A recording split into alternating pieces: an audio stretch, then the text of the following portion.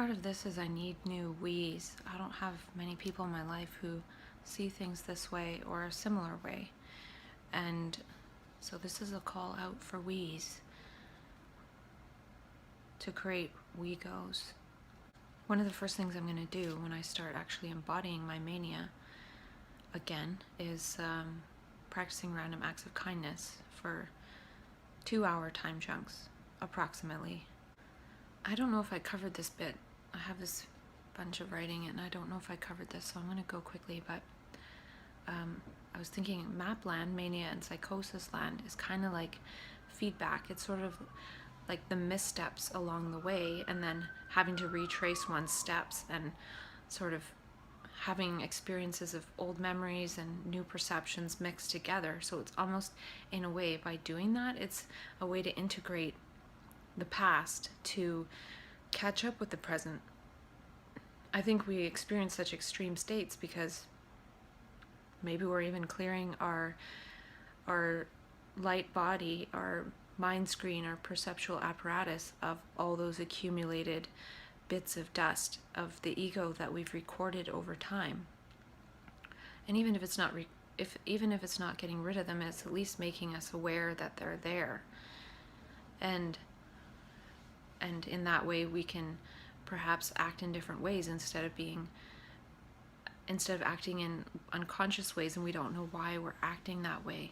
It sort of gives us an idea of why we're acting that way. And I do think the collective unconscious comes in here as well.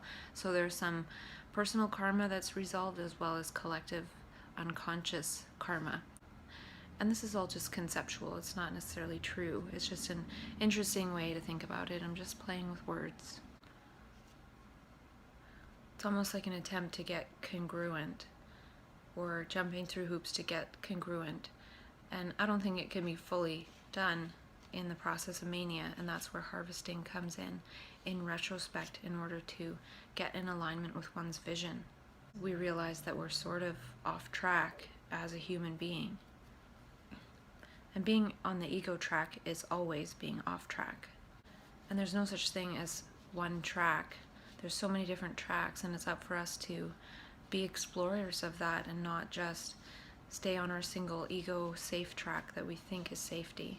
But really it leads to isolation and increases the potential of developing a so-called mental illness.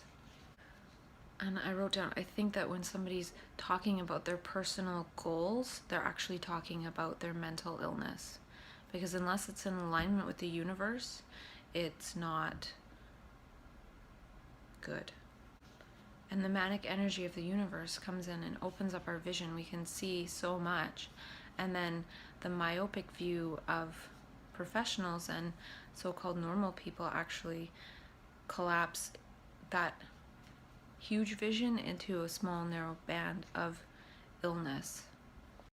Mania is like stepping outside one's personal history, and it's a blank slate. And in a way, I went into mania after experiencing some distressful things, and it was maybe a way to almost save me from that, because had I kept going in that terrified state, I don't know what would have happened to me. And I was thinking about how the trans-consciousness experience is sort of like having access to new perceptions, new insights, new memes, but also having access to one's ego, which is one's old way of relating, in order to relate to the collective society that's still out there. We do need both. And I take medication to, I think, maintain that dual awareness. In April, when I was in the psych ward, they tried to put me on a lot of Seroquel, and I did not want that. And so I'm not on it. I'm just on a bit of lithium, and I'm able to still learn and live and have an enjoyable life. If I was on the other medication, I wouldn't feel like that, and I would feel pretty miserable. How do we design society for manic flow? I wrote down here, the thinker is the thought, and this is something that J. Krishnamurti talks about a lot, and I never really got it until I heard somebody say the hearer is the speaker. So the one in the mind that's listening to the thought happening is the same as the thought. It's the same energy and process. So it's divided into speaker and listener, and it makes us feel like there's something actually happening there, but really it's one thing.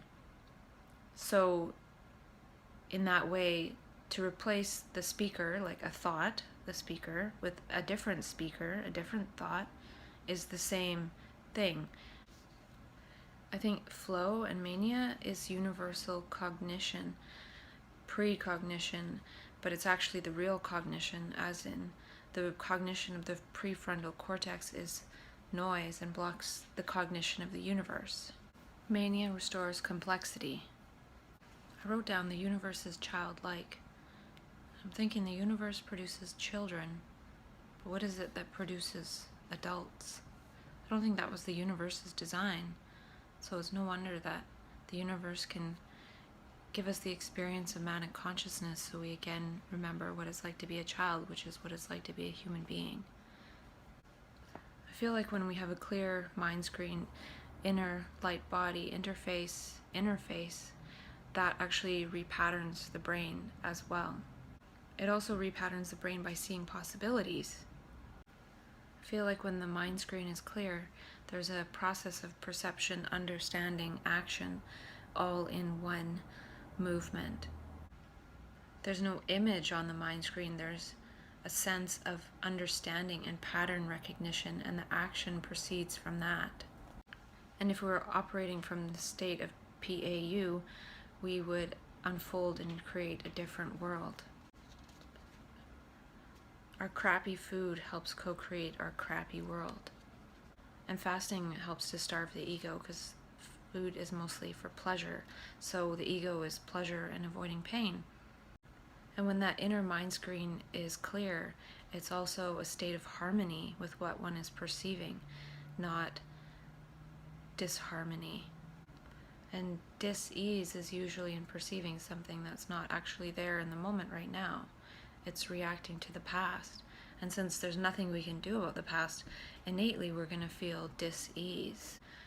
Us being in our light body self and in more of our material gravity allostatic load accumulated self is all these images that we've accumulated all over time, all these recordings. And it's almost like each time we snap out of recording mode, we are in that light body self, and the recordings lose hold on us. But also the universe can come in and snap us out of that recording mode, and all the recordings, we have to maybe go back through them in order to reattach and reassemble our ego. And our ego is, in a way, our meaning-making process and what we think things mean. So on the way back to our ego, if we get the meaning that that means we're ill, we're going to incorporate that into our ego and then self-stigmatize and just make the whole thing worse. And I watched a TED Talk on intermittent fasting, and they said, on the days you don't eat so much, you're more productive. I don't know if that's true.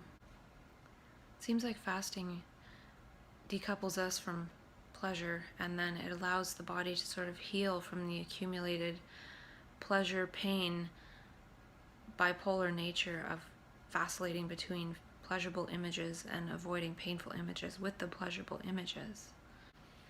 I'm interested in world-centric human performance.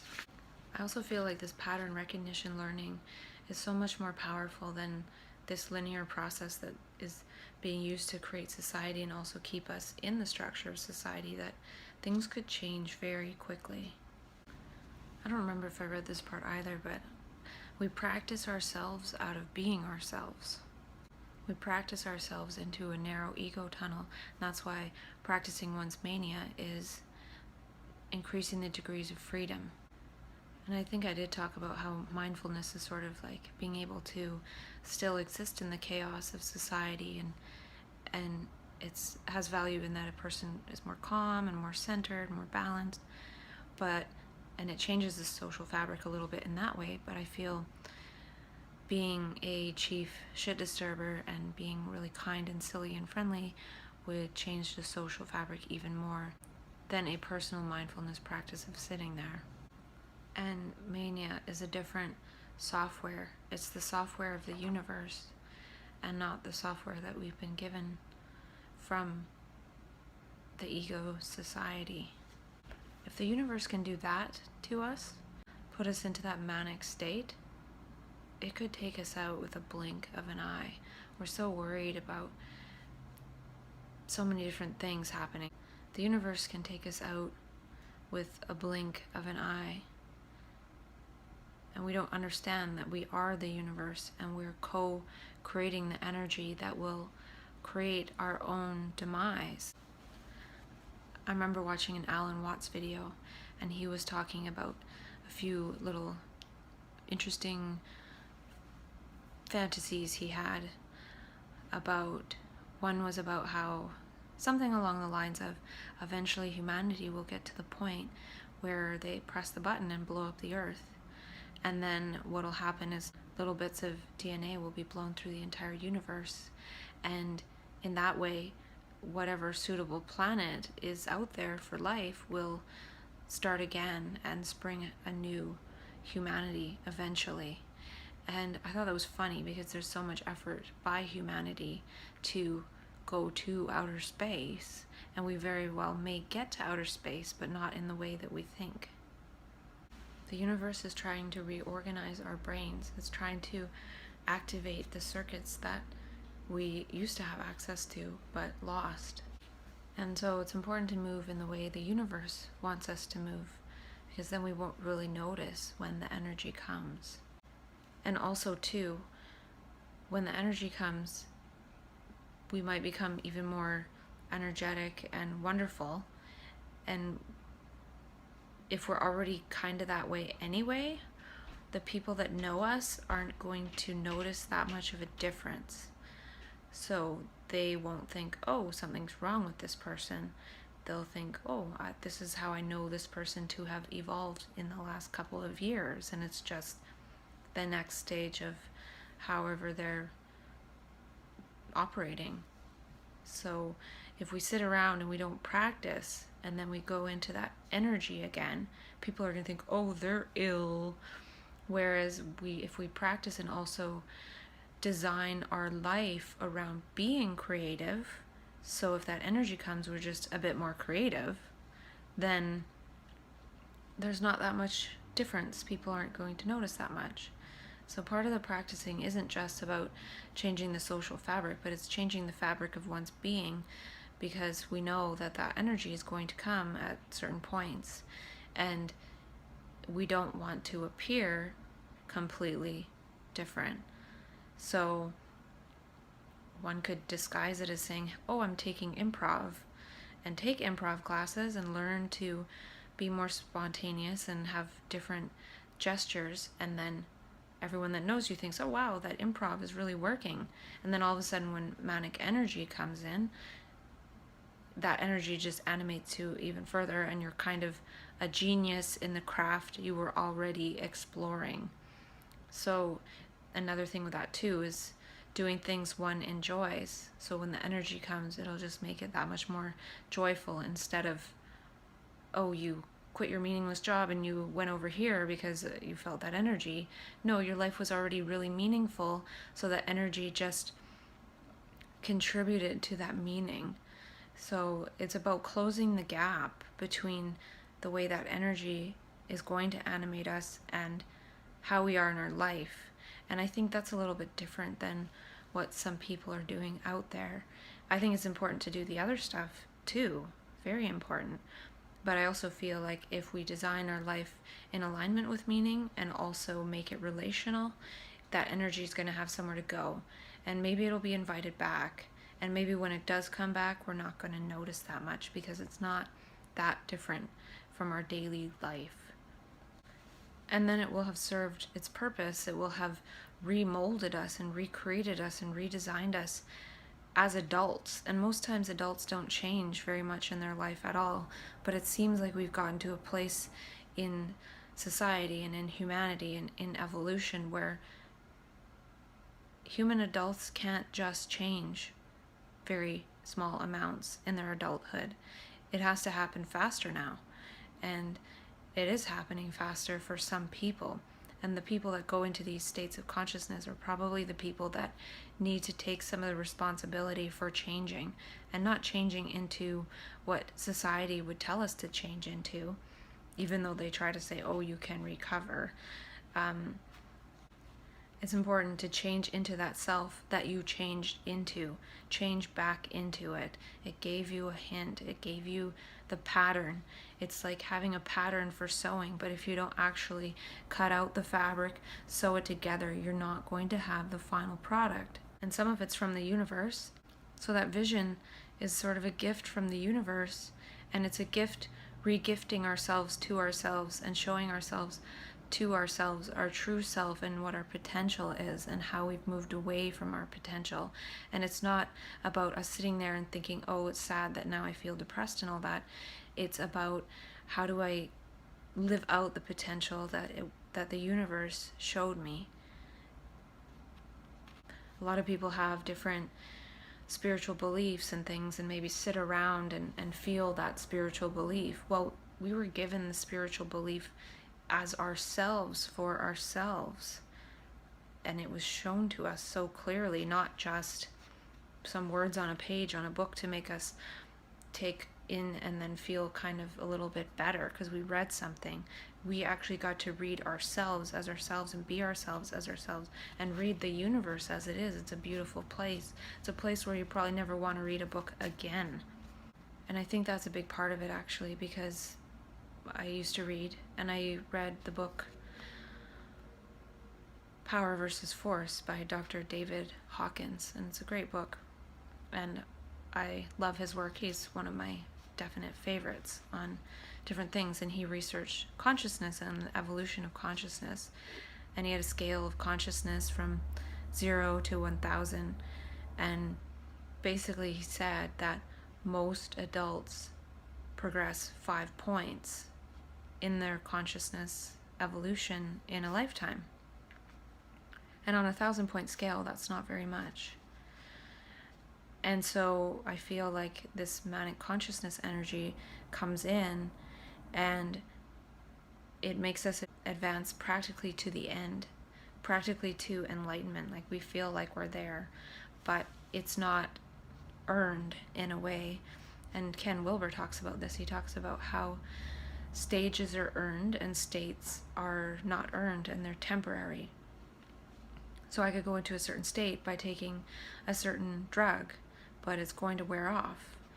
Now, what is the equivalent of how I have to be in thought, feeling, action, gesture, relational, mind, life, to actually create that shift in consciousness that would create the epigenetic changes that would give me that state as an earned stage?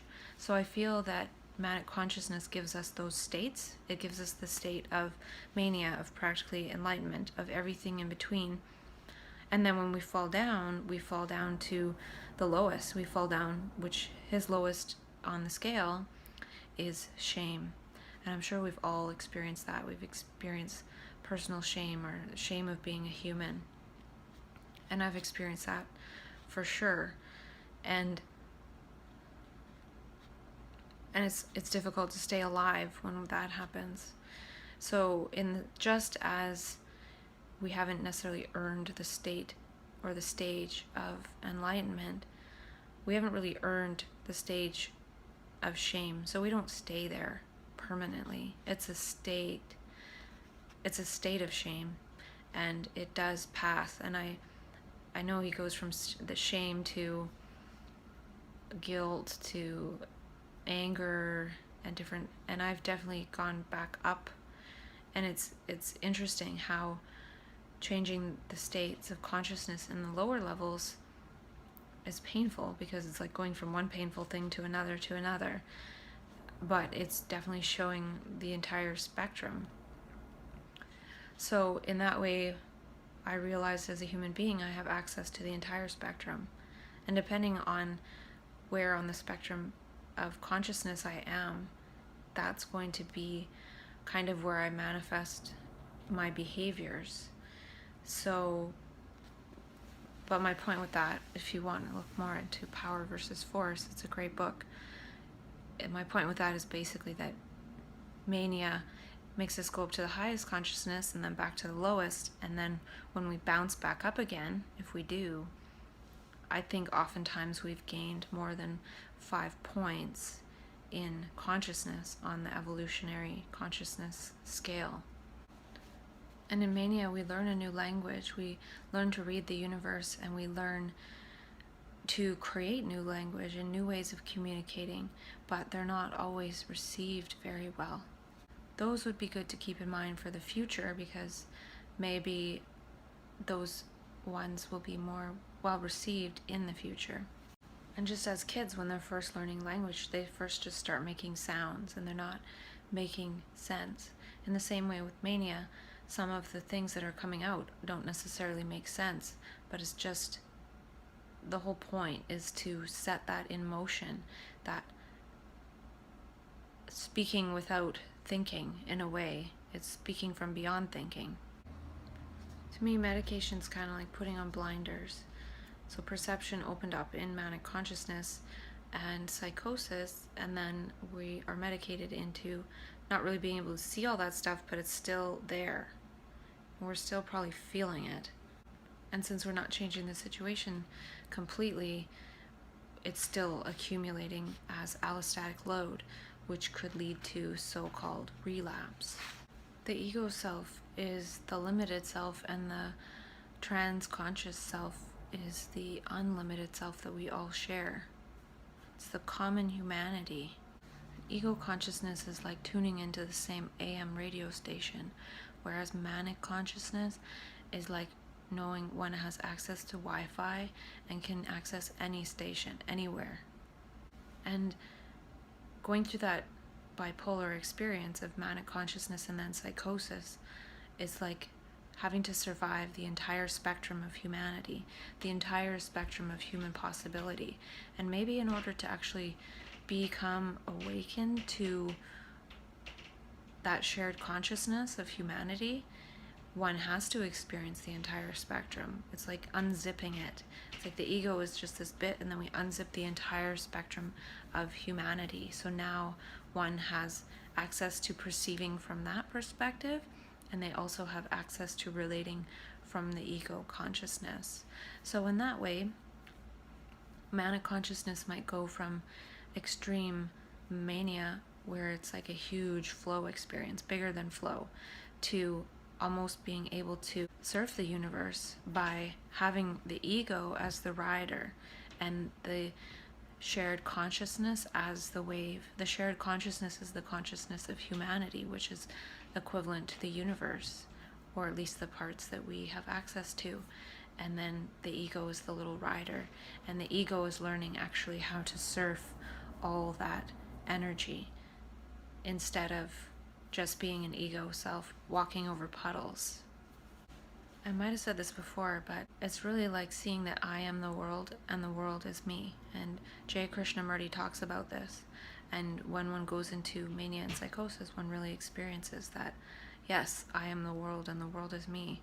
It's very confusing in that state because you don't know what's you and what's something else. So the real immunity that we need is the immunity to words, which is, again, sticks and stones. We need to become immune to the sticks and stones of psychiatry. I feel like if the state of learning was never taken away from us as children, we would be sort of like people in mania, going about the world in joy, sharing our creativity and energy and love, and seeing the world and traveling, whereas we're trained into these functions, and then we get these jobs, and then we watch the world on TV. And the TV, in turn, keeps programming us. So lithium, in a way, is a helpful blinder. It's helpful to have lithium blinders on in a blind world. One of the ways altruism is healing is that we're not thinking about ourselves. Instead of thinking about our own personal problems, we're out co-creating solutions to the world's problems. And so we forget about our own problems. If we're all out creating solution to the world's problems, perhaps there would be no problems. And that's the thing, the ego makes things a personal problem when there's no real such thing as personal problems. Beauty is the absence of self-reflexive thought. I feel like one of the important parts of gay people is actually to produce less children, because the world is overpopulated.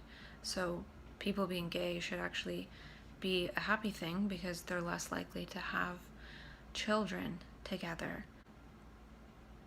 Actually, I have a funny thought that the universe eventually is probably going to be creating gay men out of straight men. So straight men will be totally straight, going through their life, and then poof, they're gay. And this will be some of the punishment for violence against women and things like that. And that's one of the reasons why I like gay people, is they're not going to rape women. Just as a person can be ego consciousness and then one day go through mania and have trans consciousness, have the tendency to go into that, maybe the universe is going to start to change sexual orientations midlife as well. And a lot of this is to challenge us to see that we're not this ego me that we think we are. And the ego isn't spiritual, so any attempt to become spiritual through the ego isn't going to work.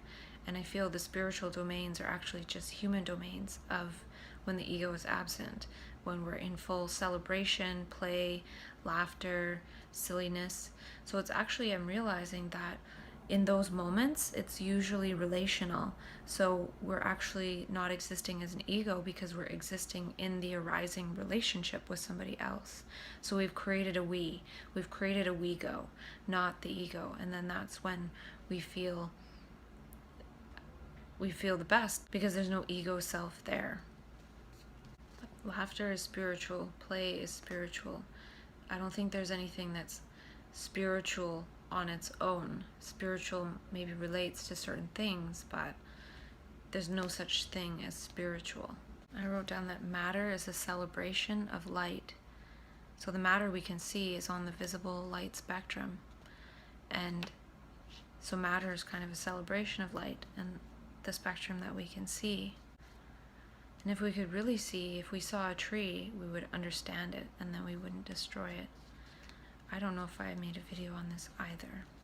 I read a paper on the psychocentric nature of mental health first aid, so I thought that it would be cool to create human-centric things. They talked about the linguistic techniques and practices. Well, what are the linguistic techniques and practices of human centrism and world centricity and wellness literacy? And perception is light and ego is sound, and the ego sound gets in the way of the light of clear perception. Yet if we see with the light of clear perception, different sound comes through us. Instead of it being sounds of the ego, it's sounds of something else.